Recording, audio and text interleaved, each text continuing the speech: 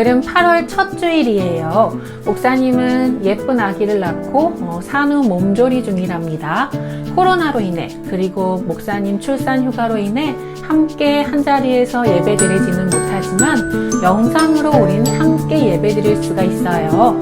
마음과 뜻과 정성을 다한 예배로 하나님의 마음을 기쁘고 시원하게 해드려 볼까요? 자, 찬양으로 예배를 시작해요.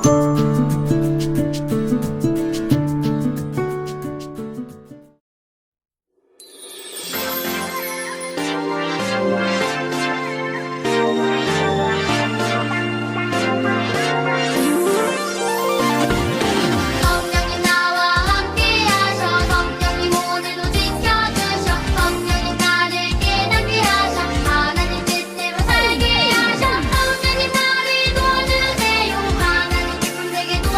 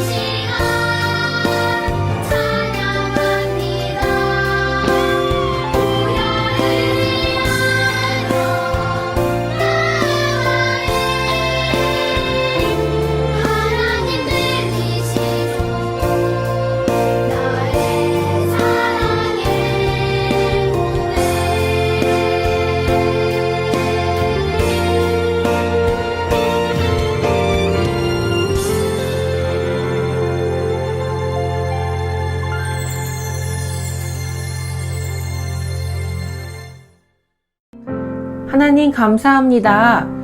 우리가 어떤 상황에 있던지 함께 예배드리게 하시니 감사합니다. 영상 예배로 찬양하고 말씀을 드릴 때 성령님 우리의 마음 가운데 함께하여 주세요. 말씀이 들려지는 놀라운 은혜를 부어주세요. 감사하신 예수님 이름으로 기도드립니다. 아멘. 오늘 하나님의 말씀 같이 읽어볼게요. 시작. 우리 마음을 하나님께. 다시 한번 시작. 우리 마음을 하나님께. 오늘 하나님의 말씀은 고린도후서 8장 10절에서 12절 말씀이에요. 자, 힘주어서 또박또박 읽어보자. 시작. 이 일에 관하여 나의 뜻을 알리노니 이 일은 너희에게 유익함이라. 너희가 1년 전에 행하기를 먼저 시작할 뿐 아니라 원하기도 하였은즉 이제는 하던 일을 성취할지니 마음에 원하던 것과 같이 완성하되 있는 대로 하라.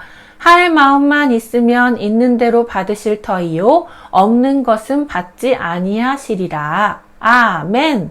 우리 친구들 지난 시간에 어느 교회에 관련된 말씀을 들었는지 기억하나요? 그래요. 고린도 교회 이야기였어요.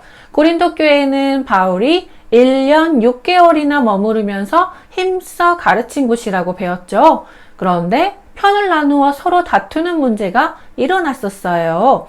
바울 편, 아볼로 편, 게바 편, 그리스도 편으로 나뉘어서 이렇게 찢어지는 갈등의 슬픈 일들이 일어났던 거예요. 그래서 바울이 어떻게 했었더라? 편지를 보냈었지요. 그 편지가 바로 고린도 전서였어요. 자, 바울의 편지를 받은 고린도 교회는 어떻게 되었을까? 바울이 편지를 보냈지만 고린도 교회의 문제는 쉽게 사라지지 않았어요. 바울은 이 문제를 해결하기 위해서 선교 일정까지 바꾸면서 고린도 교회를 방문했어요. 그런데 여전히 문제는 해결되지 않았어요. 어떡하지요? 고린도후서 2장 1절 읽어볼까요? 내가 다시는 너희에게 근심 중에 나아가지 아니하기로 스스로 결심하였노니. 아마 바울 선생님은요, 전도 일정까지 바꿔가면서 방문했는데도 불구하고 문제가 해결되지 않는 거에 대해 마음이 너무 슬펐던 것 같아요. 그래서 다시 돌아와서 또 편지를 썼는데요. 읽어볼게요. 나는 몹시 괴로워하며 걱정하는 마음으로 많은 눈물을 흘리면서 여러분에게 그 편지를 썼습니다. 여러분을 내가 얼마나 극진히 사랑하고 있는지를 알려주려고 한 것이었습니다. 바울은요, 고린도 교회에 눈물로 호소하는 편지를 보냈고 그 소식을 기다렸어요. 자, 오랜 기다림 끝에 디도, 처음 등장하는 이름이네. 디도가 고린도 교회 성도들이 잘못을 드디어 깨닫고 뉘우치고 있다는 기쁜 소식을 가져왔어요. 바울은 이 기쁜 소식을 듣고 바로 고린도 교회 성도들에게 편지를 썼어요. 고린도 교회 성도들의 오해를 풀고 미처 해결하지 못한 것들을 해결하기 위해서였지요. 고린도후서 7장 6절 말씀 읽어보자. 낙심한 자들을 위로하시는 하나님이 디도가 옴으로 우리를 위로하셨으니. 디도가 어떤 소식을 가져왔는가 봐볼까? 여러분이 나를 그리워하고 내게 잘못한 일을 뉘우치고 또 나를 열렬히 변호한다는 소식을 그가 전해줄 때 나는 더욱더 기뻐하였습니다. 디도를 통해서 정말로 기쁜 소식이 왔을 때 바울은 정말 마음이 기쁨으로 감사로 가득했어요. 그리고 그 소식을 듣고 바로 고린도 교회 성도들에게 편지를 썼지요. 미처 아직도 해결되지 못한 문제들을 해결하기 위해서였어요. 자, 무슨 내용일까? 자, 동그라미 박스에 있는 글 같이 읽어보자. 시작! 여러분, 그때의 마음을 기억하세요. 하나님은 그것을 기쁘게 받으시는 분입니다. 도대체 무슨 내용일까요? 살펴볼게요. 해결해야 될 문제 중에 하나는 예루살렘 교회를 위한 연보 문제였어요. 헌금 문제였어요. 예루살렘이 큰 가뭄이 들어서 정말 성도들의 살림이 어려웠거든요. 그래서 고린도 교회 성도들이 자발적으로 연보를 모으기 시작한 때가 있었어요. 이 소식을 전해 들은 옆 교회, 마게도냐 교회들도 연보를 모으기 시작했어요. 그리고 빌립보, 데살로니가, 베레아 교회 등이 연보를 모아 예루살렘 교회에 전달을 했어요. 사실 마게도냐 지역에 있는 교회들은 형편이 넉넉해서 연보를 한 게 아니었어. 너무너무 어려웠었어. 자, 고린도후서 8장 2절 말씀 봐볼까요? 읽어보자. 환난의 많은 시련 가운데서 그들의 넘치는 기쁨과 극심한 가난이 그들의 풍성한 연보를 넘치도록 하게 하였느니라. 아멘. 그래요. 마게도냐 지역의 교인들은요, 정말 가난했어요. 예수님을 믿는다는 이유로 그리고 핍박도 받았고요. 여러모로 남을 돕기에 쉬운 상황은 아니었어요. 그런데 놀랍게도 말씀을 보니까 풍성한 연보를 드렸다고 적혀 있어요. 액수가 얼마인지는 우리가 알 수 없지만 그들이 자신을 드린 것 이렇게 표현하고 있어요. 진심을 다해서 마음을 모은 연보를 했다는 것을 알 수가 있어요. 자, 8장 5절 말씀 읽어보자. 그들은 우리가 기대한 이상으로 하나님의 뜻을 따라서 먼저 자신들을 주님께 바치고 우리에게 바쳤습니다. 아멘. 그런데요, 고린도 교회는 어땠을까? 많은 갈등, 막 네파로 나뉘었죠. 어려움을 겪으면서 예루살렘 교회를 위한 연보를 신경 쓰지 않게 되어버린 거예요. 처음 마음과 달라진 거예요. 바울은요, 그런 고린도 교회에게 마게도냐 지역 교회들이 어떻게 했는지 그 아름다운 모습을 전해주었어요. 이 이야기를 들은 고린도 교회 성도들의 마음은 어땠을까? 우리가 먼저 시작했었는데 서로 다투며 해야 할 일을 하지 않은 것에 대해서 부끄러움을 느끼지는 않았을까요? 고린도 교회는요, 서로 편을 나눠 싸웠고요. 바울의 그 선생님권, 사도권을 인정하지 않는 등 문제가 많아 보였지만요. 사실 처음 마음은 예수님을 닮은 교회였어요. 어려운 교회의 형편을 돌아볼 줄 아는 진짜 교회였어요. 그게 바로 처음에 시작이었던 거예요. 그래서 바울은 이 연보 문제에 대해서 오늘 편지에서 얘기하고 있어요. 고린도후서 8장 10절 한 가지 의견을 말씀드리겠습니다. 여러분은 지난해부터 이미 이 일을 실행하기 시작했을 뿐 아니라 그렇게 하기를 원하기도 했습니다. 연보에 관한 얘기예요. 그러므로 이제는 그 일을 완성하십시오.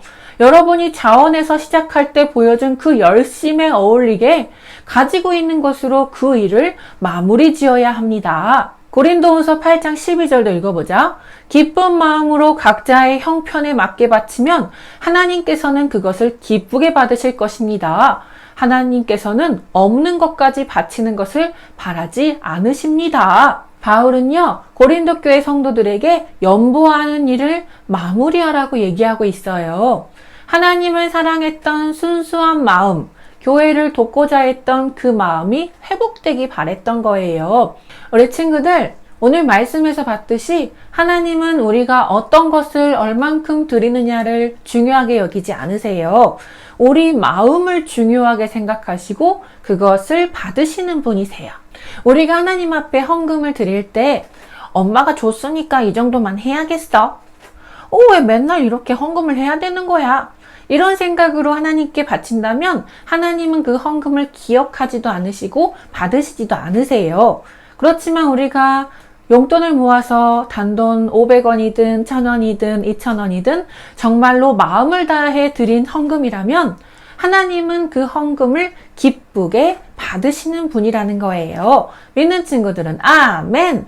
우리 친구들, 헌금만 드렸다고 내가 드릴 것은 다 드린 것 같아, 이렇게 생각하지는 않나요? 하나님은요, 적선받는 대상이 아니에요. 하나님은 우리의 마음의 중심을 보세요. 예물에 앞서서 우리의 마음을 받기로 원하시는 분이야. 가장 먼저 마음을 하나님께 드리는 우리 친구들이 되길 바래요. 아멘! 헌금을 드릴 때도 형식적으로 드리는 게 아니에요. 헌금은 우리의 마음의 고백의 표현이기 때문이에요. 그래서 마음을 담아 기쁨으로 드리는 우리 친구들이 되길 바래요. 아멘. 하나님께서는 고린도후서 말씀에서 이렇게 얘기하세요. 적게 심는 자는 적게 거두고 많이 심는 자는 많이 거둔단다. 각각 그 마음에 정한 대로 할 것이요 인색함으로나 억지로 헌금하지 말거라. 하나님은 즐겨내는 자를 사랑하신단다. 중요한 말씀이에요. 우리는 억지로 헌금을 하나님 앞에 드리는 게 아니라 기쁜 마음으로 드릴 때 하나님이 그 마음을 기쁘게 받으셔요. 신명기 6장 5절 말씀 읽어볼까? 너는 마음을 다하고 뜻을 다하고 힘을 다하여 내 하나님 여호와를 사랑하라. 아멘. 우리의 마음과 뜻과 힘을 다한 예배를 기쁘게 받으시는 분이세요. 말로만 하나님을 사랑한다고 얘기하고 있진 않나요? 하나님께 드리는 사랑의 표현 중에 하나인 헌금, 이것을 드릴 때도 주님 사랑해요, 내 사랑의 표현을 받아주세요, 이런 간절한 마음을 담아서 여호와 하나님을 사랑하는 저와 여러분이 되길 바랍니다. 아멘. 하나님은 우리 인생의 전부를 원하시는 분이셔요. 나의 삶의 전부 되신 주님, 그 주님 앞에 마음을 드린다면 하나님은 정말 기뻐하시는 분이셔. 그럼 이 시간 우리가 한번 말씀을 아멘으로 선포하면서 믿음을 고백해보자. 내 마음을 하나님께 드려요. 아멘. 내 뜻을 예수님께 드려요. 아멘. 내 힘을 성령님께 드립니다. 아멘. 나는 하나님을 정말 사랑해요. 아멘. 예배 드릴 때도 내 마음을 다해요. 아멘. 헌금을 드릴 때도 기쁨으로 드립니다. 아멘. 하나님은 날 쓸 것을 채우시고 먹이시는 분이세요. 아멘. 내 인생의 전부는 주님 것이에요. 아멘. 예수님 말씀대로 순종하며 살아갈래요. 아멘. 나는 예수님만 바라보는 어린이에요. 아멘. 할렐루야. 아멘. 아멘. 할렐루야. 잘했어요. 자, 우리 이런 마음으로 마음을 간절히 하면서 기도 한번 해볼까요? 사랑의 하나님 감사합니다. 우리 친구들의 인생 전부는 하나님 것입니다. 그러나 강제로 원하지 않으시고 자원하는 기쁜 마음을 원하시는 주님, 우리 친구들 하루하루 살아가는 동안 주님만을 바라보게 하시고 헌금을 드릴 때도 예배를 드릴 때도 찬양을 드릴 때도 하나님을 뜻과 정성과 마음을 다해 사랑하며 드릴 수 있도록 주님께서 우리를 붙들어 주세요. 이 예배 가운데 우리의 마음이 가득히 진하게 배어나오게 하소서. 감사하신 예수님 이름으로 기도드립니다. 아멘.